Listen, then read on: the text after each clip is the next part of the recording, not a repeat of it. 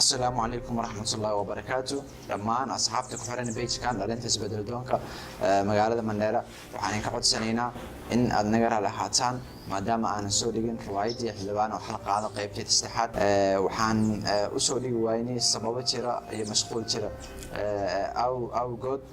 وحنين كعود سنينا إن النجار على حاتان waxaan soo dhigaynaa muuqaalka saddexaad ama qaybta saddexaad riwaayadii xilbaan oo xalqaado maalmaha nagu soo aadan oo isbuucana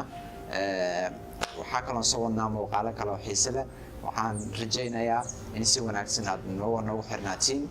page-kan runtii waxaan ugu talagalnay in aan ku wacyigelino bulshada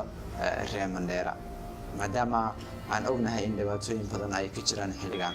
marka dadka loo baahan yahay marka in ay ka qayb qaataan isbedelka in ay ka qayb qaataan horumarka bulshadeena waa anagoo ah dhalinyarada waxaan rabnaa qof walba meel walba joogo inaan isku xirnaano page-kan wixii fikrada ay wax reey ah waad soo dhiiban kartaan bartaan commentiga hoose isna wax fariin khaas ah waad noogu soo diri kartaan aad baa u mahadsantihiin